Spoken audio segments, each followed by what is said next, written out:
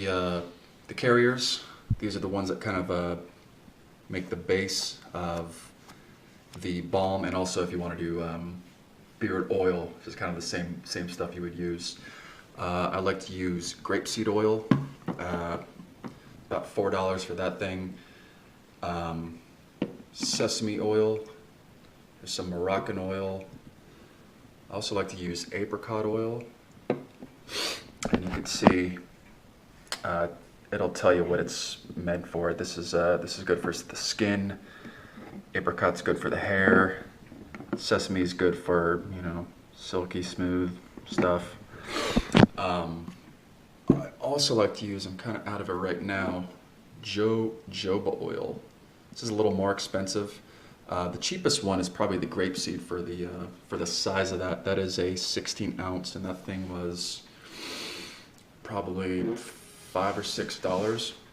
All this stuff I got at Sprouts. It's a farmer's market, and they have a nice vitamin section with all this stuff.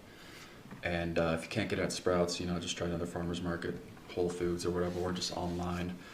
Now I also like to get coconut oil and shea butter, just to kind of mix those in, just to kind of give it some density in there with the balm.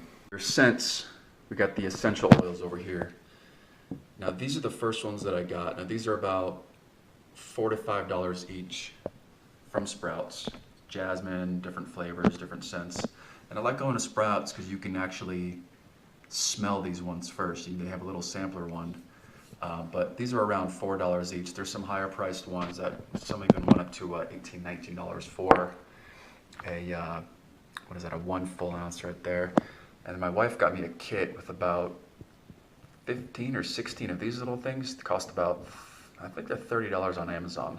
There's a more different, just a different variety of scents, and there's smaller ones. These are 10 milliliters, I think that's ml, or 0.33 ounces.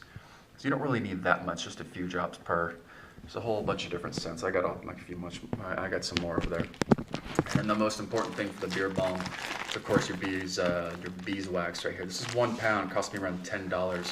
Now I'm gonna recommend getting the pellets instead of the brick, because the brick's kind of a pain to cut, because you have to cut it and then you have to measure it out. If you get the pellets, you can just scoop them all out, and that's a lot easier. So that's it right there, and let's get to cooking. Okay, so I got everything prepped up. I went ahead and pre-cut and measured out the beeswax. Like I said before, you want to get the pellets, because when you have the brick, you have to try to cram everything in there, and it's real tight, real kind of a pain, but you get a ballpark. Now what we're going to do is I do everything in parts, not ounces, anything like that. I'm going to do 2 parts of beeswax in a 1 teaspoon measuring cup. Now you can use a tablespoon, anything like that. Just I do 2 parts of this, so I fill 2 of these up right there. So I'm gonna get those in there. I got my small little pan over here, sort of pot, and you want to put that on a low setting. If you set it up too high, I've heard it can actually make the wax super hot and it will explode. So you want to get that on a nice low setting. Wax in there. I'm gonna let that melt for couple minutes. Just let that get nice and liquefied before you really put anything else in there. It's gonna take a few minutes to get down there, but we're gonna let that sit for just a minute.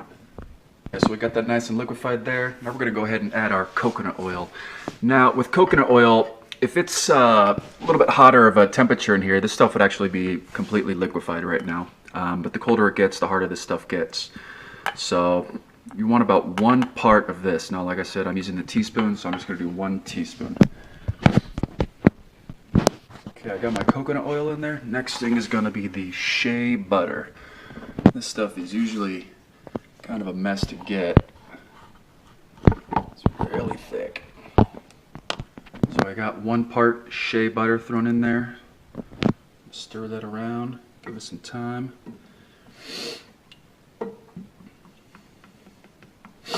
Now the remainder, we're going to do 1 part sesame oil, 1 part grapeseed, and 1 part apricot. I just like to do 1 part of each, just get 3 in there. Now if you want to do jojoba, you know, take one of these away. I like to do just 1 part of just get or 3 parts of the carrier oils in there. So I'm just gonna get rid of that and put all 3 of these in there.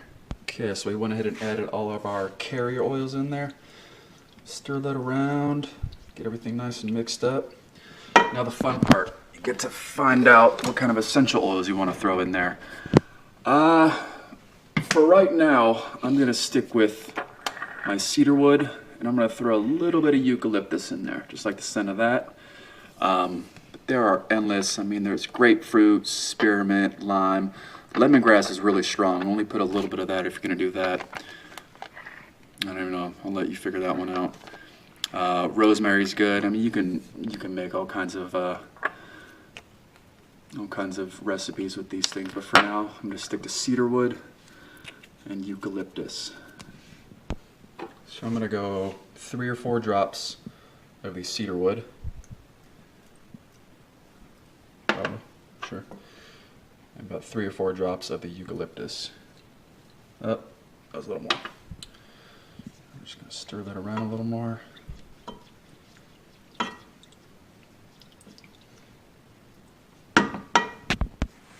Some people like to use tins. I like sticking with these little candle holders, you know, little jars for jams and stuff. And I got some residue from my last beard balm, so I'm just gonna save it out and clean it out.